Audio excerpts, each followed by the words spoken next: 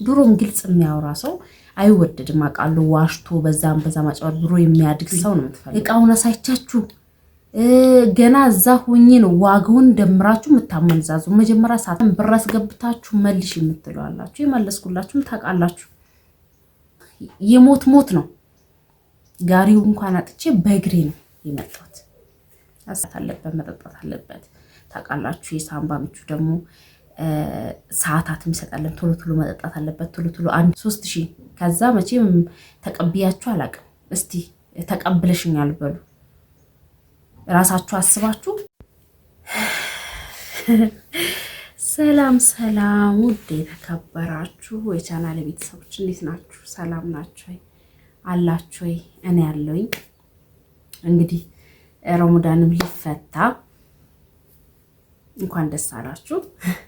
ዛሬ እንግዲህ ጁማ ነው፣ ወይን ሰኞ ወይን ውር ነው ይመስለኛል እየተባለ ያለውና እንዴት ናችሁ? ሁሉ ሰላም? እኔ ያለሁኝ ይመስገነው። እንግዲህ እኛ ሰዎች ስንባል ጥሮቹ መጥፎቹ ነን። ለምን በዚህ እንደጀመርኩላችሁ ታውቃላችሁ? በጣም ነው የደከመኝ፣ በጣም ማለት ነው። በቃ ምን ብዬ ልንገራችሁ እንዴት እንደደከመኝ ማለት ነው። እንደ ዛሬ በቃ ብዙ ጊዜ ደክሜ ያውቃለሁ፣ ግን የዛሬው ተለየብኝ። መሄድ ሁሉ ነው ያቃተኝ።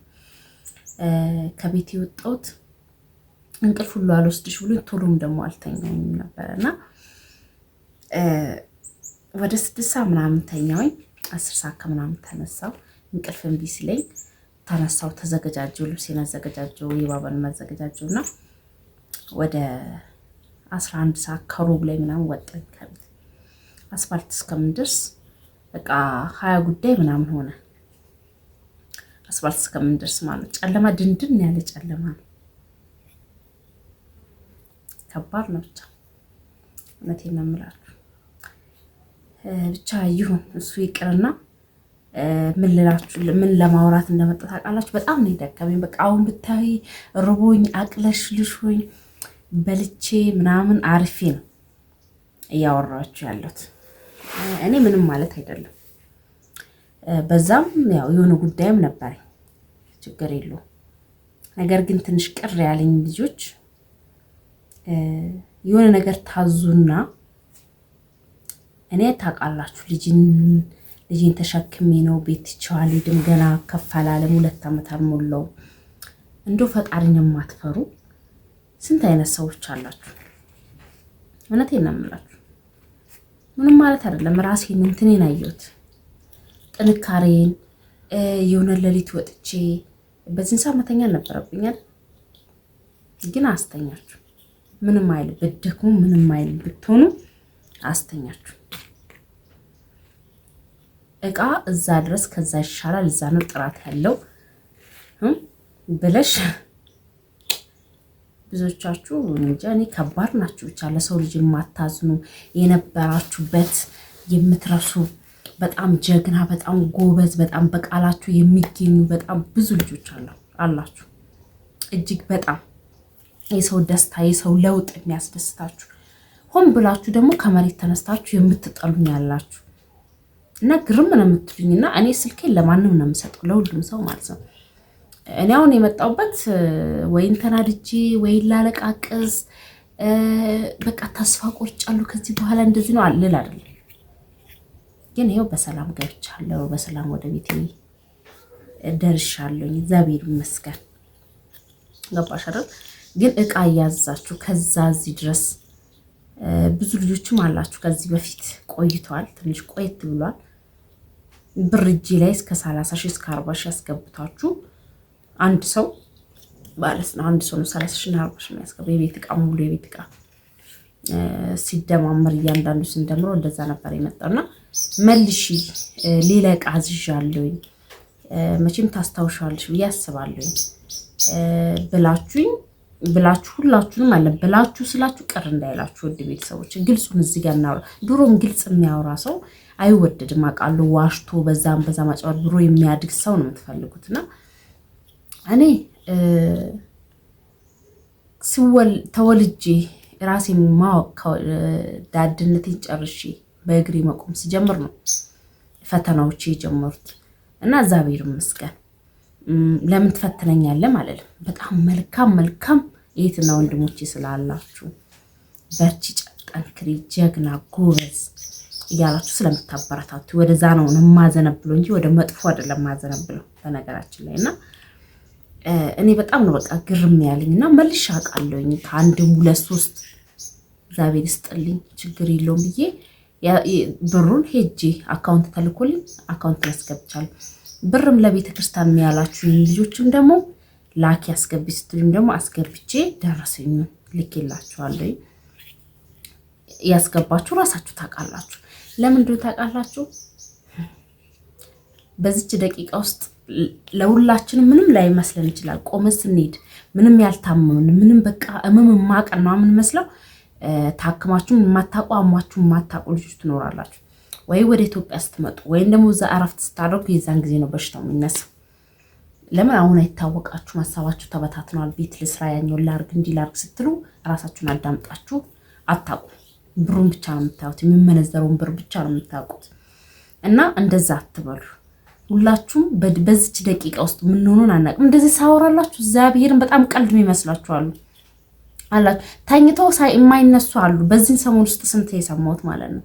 ተኝተው ደህና ደሩ ብለው በልተው ጠጥተው ተኝተው በዛው ሽልብ ነገ ስትቀሰቅሱት የማይሰማ ወደ ፈጣሪው ሄዷል።